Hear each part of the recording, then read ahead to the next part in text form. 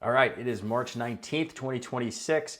This newsletter is going to be short and simple. We'll just go through some beacon data, a couple MLS things, and we'll talk about rates and inflation at the end. We'll kick it off with our Bend median home price, according to that beacon report, came up to 725,000. If you look back at February of last year, it was at 700,000, and February in 2024, 682,000 was the median. We have sort of seen this cycle as you can see in the chart over the last 3 years. So to me, no significant changes there. All right, so talking about market activity and number of sales, we'll talk about rates at the end of the video, but rates improved just some weeks ago, got below 6%, and it sort of caused a surge in the market. And again, if you look at this data, it depicts that in February, we had 118 sales, which is pretty good. So we saw a nice increase from January to February. If we look back February of last year, 94 sales. February of 2024, 106. So we've done a little bit better this February compared to recent years. And the market's not moving as fast. According to the beacon chart, we have median days on market at 62.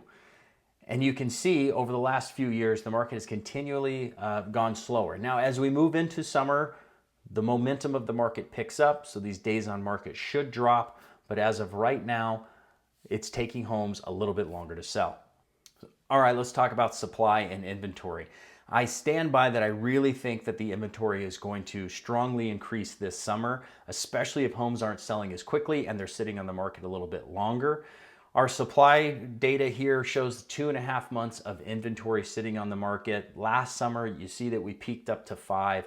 I think that we will at least get to 5 this summer for our peak supply, maybe even to 6 months of inventory. Doesn't mean doom and gloom. It just means as these properties come on the market and they take longer to sell, it's easier to see the supply sit on the shelf a little bit longer.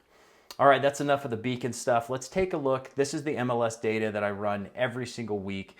Our active listings currently at 402, and these are all single family homes under an acre in Bend. You see over there to the right, DOM stands for days on market. 86 is the average days on market for those active listings.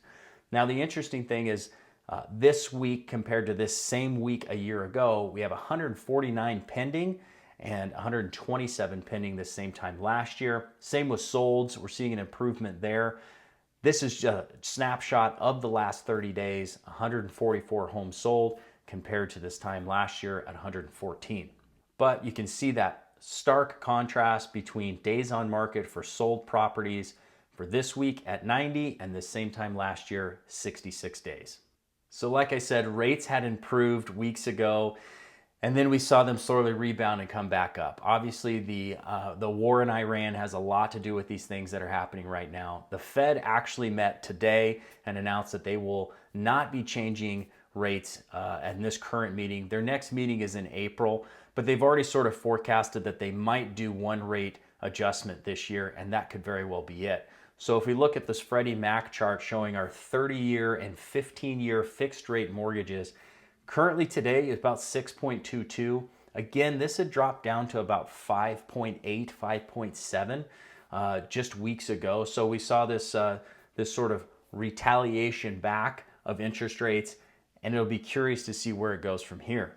And finally, the last chart we'll pull up is the inflation chart. I think it's always important to keep an eye on this. Currently, 2.4 is the inflation rate.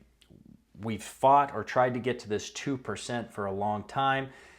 This is going to have a lot to do with why rates may not drop as well, because of that fear if you reduce those interest rates too much, could cause inflation to spike back up. All right, that's all I have for you this month. Next month, we'll dive into some more data, so be sure to check back in.